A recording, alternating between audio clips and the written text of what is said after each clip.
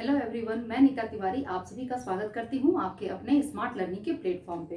तो बच्चों, हम लोग क्लास 6 की हिस्ट्री का सेकेंड चैप्टर पढ़ रहे हैं और हमारा चैप्टर क्या है? From hunting gathering to growing food, है ना। और कल के वीडियो में हमने क्या पढ़ा था? कल के वीडियो में पढ़ा था हमने कि 20 लाख साल पहले से लेकर के 12,000 साल पहले तक का जो समय था वो पूरा पाषाण काल का था, है ना। और पूरा पाषाण काल जो है ये बहुत लंबा था समय इसका, इसलिए इसको अपनी सुविधा के लिए, इसको स्टडी करने के लिए इसको 3 पार्ट में डिवाइड कर दिया गया। ठीक है, तो यहां तक जो है हम लोग कल के वीडियो में पढ़ चुके थे। आइए अब हम आगे शुरू करते हैं अपना। ठीक है, तो देखिए आज हम शुरू करेंगे मध्य पाषाण। ठीक है, मध्य पाषाण युग, इसको मेसोलिथ भी कहा जाता है। ठीक है, मध्य पाषाण युग को मेसोलिथ भी कहा जाता है और इसका समय है 12,000 साल पहले से लेकर के 10,000 साल पहले तक। ठीक है, महापाषाण यानी कि जो मेसोलिथ है इसका जो टाइम पीरियड है वो 12,000 साल पहले से लेकर के 10,000 साल पहले तक है। क्लियर? अब देखिए, इस काल के जो औजार थे वो प्रायः बहुत ही छोटे हुआ करते थे। ठीक है, जो मेसोलिथ है इस युग का जो औजार थे, जो टूल्स बनाए गए थे, ठीक है ना, ये जो टूल्स होते थे ये छोटे हुआ करते थे। ठीक है, इन्हें माइक्रोलिथ या लघु पाषाण कहा जाता है। ठीक है, क्योंकि ये बहुत छोटे होते थे इसलिए इन्हें इंग्लिश में जो है माइक्रोलिथ और हिंदी में लघु पाषाण कहा जाता है। ठीक है, क्लियर? चलिए अब देखिए नवपाषाण, मध्य पाषाण युग के बाद आता है नवपाषाण यानी कि नियोलिथ। ठीक है, तो जो नवपाषाण युग है इसका जो समय है वो 10,000 वर्ष पहले से मानी जाती है।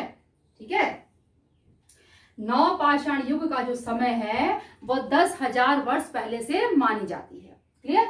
आगे देखिए, मध्य प्रदेश तथा दक्षिणी उत्तर प्रदेश की गुफाओं से सुंदर चित्रकला प्राप्त हुई है जिसमें कि जानवरों की बहुत ही बखूबी से, बहुत ही अच्छे से उसकी चित्रकारी की गई है। ठीक है, तो जानवरों की बहुत अच्छी जो चित्रकारी है वो हमें मध्य प्रदेश के भीमबेटका से, ठीक है, मध्य प्रदेश के भीमबेटका तथा दक्षिणी उत्तर प्रदेश की गुफाओं से हमें प्राप्त हुए हैं। क्लियर? चलिए आगे देखिए, भारत में पूरा पाषाण युग में, ये बहुत इंपॉर्टेंट है और सीटेट वाले बच्चों के लिए तो बहुत ही ज्यादा इंपॉर्टेंट है। ठीक है, तो देखिए भारत में पूरा पाषाण युग में शुतुरमुर्ग होते थे और इसका साक्ष्य हमें कहां से मिलता है? महाराष्ट्र के पाटने। ठीक है, महाराष्ट्र के पाटने पुरा स्थल से हमें शुतुरमुर्ग के अंडों के अवशेष मिले हैं। ठीक है, अगर आपके पास क्लास 6 की हिस्ट्री है, बुक है आपके पास, तो आप उसमें देखिएगा, इसकी पिक्चर आपको मिल जाएगी। ठीक है, उस पर ड्राइंग भी की हुई है, बहुत ही बारीकी से उस पर ड्राइंग भी की हुई है। ठीक है, तो महाराष्ट्र के पाटने से हमें शुतुरमुर्ग के अंडों के अवशेष प्राप्त हुए हैं। ठीक है, तो सीटेड वाले बच्चे इसे स्पेशली याद रखिएगा। क्लियर? चलिए आगे देखिए, हुनसंगी से कई पुरास्थल मिले हैं। ठीक है, और देखिए अधिकांश जो औजार थे इस समय पर, जो मैक्सिमम जो टूल्स बनाए जाते थे वो चूना पत्थर से बनाए जाते थे। ठीक है, किससे बनाए जाते थे? चूना पत्थरों से बनाए जाते थे। ठीक है, तो यहां तक सब कुछ हो गया। अब हम इसके आगे देखते हैं कि आगे और क्या क्या कहानी है हमारे लिए। ठीक है, चलिए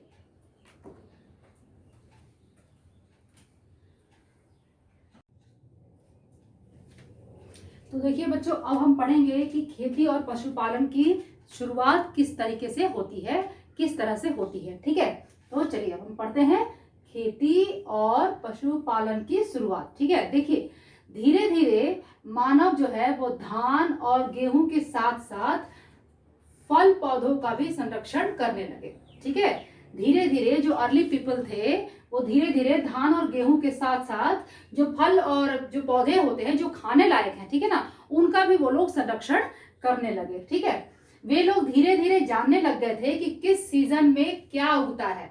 ठीक है ना, धीरे धीरे इन लोगों को देखते देखते ये नॉलेज होने लगा कि भाई इस सीजन में धान होता है, इस सीजन में गेहूं होता है, इस सीजन में ये फल निकलता है, तो उस सीजन में वो फल निकलता है। तो इस तरीके से इनको ये नॉलेज हो गया कि किस सीजन में कौन सी फसल उगती है या कौन से पेड़ पौधों पे कौन से फल आते हैं, इसका नॉलेज उन लोगों को हो गया।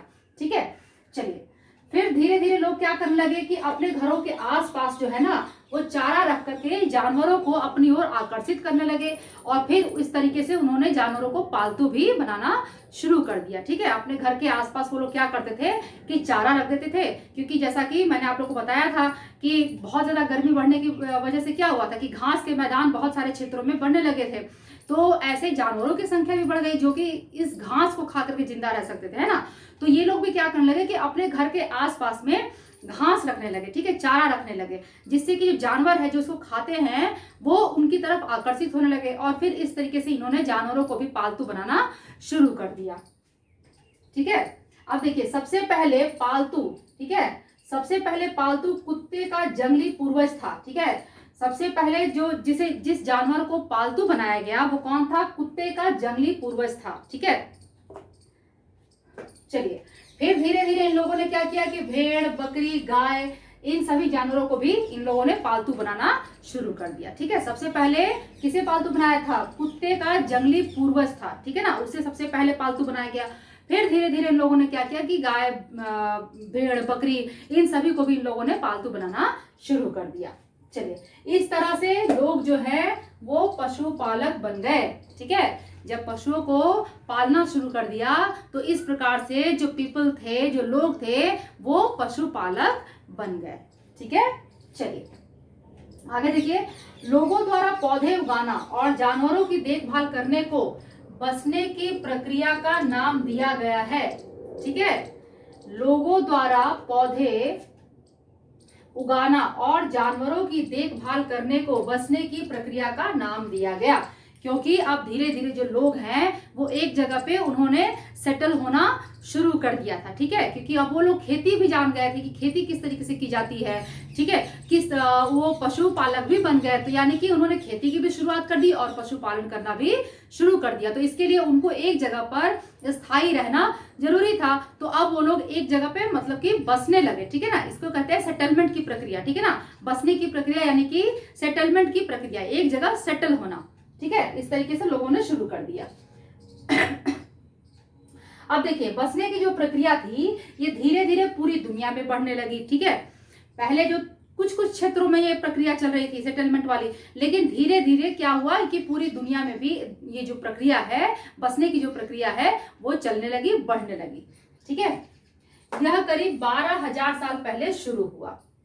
अब देखिए कि आज जो हम लोग भोजन करते हैं, ठीक है, आप जो आज गेहूं खाते हो या चावल खाते हो या दाल खाते हो, ये सारी चीजें जो है ये हमें उसी समय की देन है, इसी बसने की प्रक्रिया से है। ठीक है, आज का नहीं है ये सब, सोच लीजिए ये कितना पुराना है। ठीक है, तो इसी वजह से आज जो हम अनाज हमें मिलता है खाने के लिए, ये सब इसी प्रक्रिया, ये जो सेटलमेंट की प्रक्रिया थी, जब लोगों ने एक जगह सेटल होकर के खेती करना शुरू कर दिया, जानवरों को पालतू बनाना शुरू कर दिया, तो इस तरीके से जो हम आज जो अनाज खाते हैं वो हमें इन्हीं की देन है।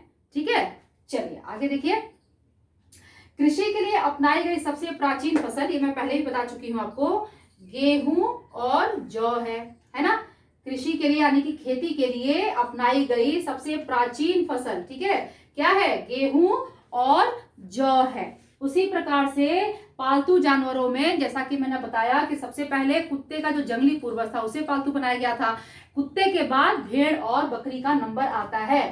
ठीक है, जिसका नंबर आता है कुत्ते के बाद भेड़ और बकरी आते हैं जिन्हें की पालतू बनाया गया। ठीक है, तो यहां तक सब कुछ आप लोगों को क्लियर। खेती और पशुपालन की शुरुआत किस तरीके से हुई, किस तरीके से सेटलमेंट की प्रक्रिया शुरू हुई, ठीक है ना, किस तरीके से लोग जो हैं अब वो खेती भी करने लगे, पशुपालक भी बन गए और एक जगह सेटल होना भी उन लोगों ने सीख लिया। ठीक है, तो यहां तक सब कुछ क्लियर। अब हम इसके आगे चलते हैं, देखते हैं कि और आगे क्या है। ठीक है, चलिए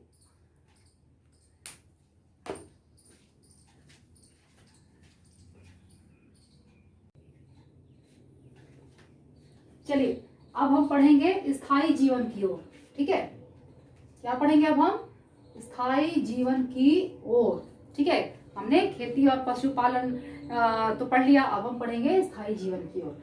अब देखिए, पुरातत्वविदों को कुछ पुरास्थलों पर झोपड़ियों, ठीक है, और घरों के निशान मिले हैं। ठीक है, जो आर्कियोलॉजिस्ट है उनको कुछ जगह पर क्या मिला है? झोपड़ी और घरों के निशान मिले हैं। ठीक है, देखिए बुर्जा होम कहाँ है? बुर्जा होम कश्मीर में, ठीक है। बुर्जा होम कहाँ है? कश्मीर में। तो बुर्जा होम के जो लोग थे ना, वो गड्ढे के नीचे घर बनाकर रहते थे, ठीक है। बुर्जा होम कश्मीर में जो लोग थे वो गड्ढे के नीचे घर बना करके रहा करते थे, ठीक है, जिन्हें कि गर्तवास कहा जाता है, ठीक है। बुर्जा होम के लोग गड्ढे के नीचे घर बनाते थे जिन्हें गर्तवास कहा जाता है, ठीक है। वहां से जो है ना आग जलाने के साक्ष्य, यहाँ बुर्जा होम से आग जलाने के साक्ष्य मिले हैं, जो कि घर के अंदर से भी मिले हैं और घर के बाहर से भी मिले हैं। तो इससे ये अंदाजा लगाया जाता है कि ये लोग जो है अपने मतलब मौसम के मुताबिक अपना खाना बनाते होंगे, ठीक है ना, कभी अंदर कभी बाहर। क्लियर? चलिए आगे देखिए। धीरे धीरे लोग ओखली मूसल का भी प्रयोग करने लगे, यानी कि अगर वो ओखली और मूसल का प्रयोग कर रहे हैं तो इसका मतलब है कि जरूर वो अपने अनाज को अब कूटना पीसना ये सब सीख गए होंगे, है ना। ठीक है, आपने देखा होगा गांव में ओखली और मूसल, जरूर देखा होगा, नहीं देखा होगा तो गूगल खोल लीजिए और जरूर देख लीजिए, ठीक है। चलिए आगे देखिए। बहुत सारी जगहों पर पत्थर के औजार मिले हैं जो कि पूरा पाषाण युग से भिन्न है, जिन्हें नव पाषाण युग का माना जाता है, ठीक है। बहुत सारी जगहों से जो पत्थर के जो औजार मिले हैं वो पूरा पाषाण युग के जो पत्थर के औजार थे उनसे काफी भिन्न है, ठीक है। देखो क्या है ना कि जो पूरा पाषाण युग में जो पत्थर के औजार मिले हैं ना, मान लो कि ये पूरा पाषाण युग का पत्थर का औजार है, ठीक है, तो ये इस तरह का है, बहुत ही भद्दा सा, कुछ शार्पनेस नहीं है, ठीक है, बड़ा सा इस तरीके से। लेकिन मान लीजिए कि ये नव पाषाण युग का औजार है तो बिल्कुल शार्प है ना, एकदम मतलब शेप में होगा, शार्प होगा। तो इसलिए पाषाण औजार जो है वो दोनों ही युग से मिले हैं, लेकिन दोनों में काफी अंतर पाया गया है, ठीक है। चलिए आगे देखिए। चावल गेहूं रखने के लिए मिट्टी के बर्तन उपयोग में लाए जाने लगे। लोग जो है अब वो खेती के साथ साथ जो अनाज होता था उसको अब स्टोर भी करने लगे, ठीक है। कुछ तो वो लोग खाने में प्रयोग करते थे और कुछ को क्या करते थे, सीड्स के रूप में, ठीक है, बीज की तरह, कि अगले साल जो है वो फिर से उसका यूज कर करके फिर से खेती कर सके, तो उसका भी वो लोग स्टोरेज करना उन्होंने शुरू कर दिया, ठीक है। और जो खेती होती थी तो चावल उगता था, गेहूं उगता था, तो उनको भी उन लोगों ने स्टोर करना शुरू कर दिया। तो इसके लिए किस चीज में स्टोर करते थे वो लोग? मिट्टी के बड़े बड़े बर्तन बनाए जाते थे, ठीक है, मिट्टी के बड़े बड़े बर्तन बना के और उनमें चावल और गेहूं को स्टोर करना उन लोगों ने शुरू कर दिया। मिट्टी के भी जो बड़े बड़े बर्तन हैं वो आप लोगों ने गाँव में जरूर देखा होगा, ठीक है। हमारे बचपन में तो हमने तो देखा है, हमारे गांव में हमारी दादी नानी जो है वो घरों में बड़े बड़े मिट्टी के काफी मतलब चौड़ाई में और काफी ऊंचाई में बहुत बड़े बड़े बर्तन बनाया करती थी, ठीक है। और उसके अंदर जो है हमारे जो गांव में खेती होती थी वो गांव का जो अनाज होता था वो उसमें भरा जाता था। तो ये जो शुरुआत है ये इसी समय से हुई है, ठीक है। चलिए अब देखिए कि मौसम के मुताबिक लोग जो है वो अपना जीवन यापन करने लगे। जो कृषक और पशुपालक समूह में रहते थे उनको जनजाति कहा गया, ठीक है। जो कृषक और पशुपालक एक ग्रुप में रहना शुरू कर दिया उन लोगों को क्या कहा जाने लगा? उन्हें जनजाति कहा जाने लगा, ठीक है। तो बस आज के लिए हम इतना ही पढ़ेंगे। नेक्स्ट जो है वो हम अगले वीडियो में पढ़ेंगे। आगे जितनी भी बातें हैं ज्यादा नहीं है, अब थोड़ा ही बचा है आपका सेकंड चैप्टर में, तो ये जो है हम नेक्स्ट वीडियो में पढ़ेंगे, ठीक है। अब आप लोग मेरे वीडियो को देखिए।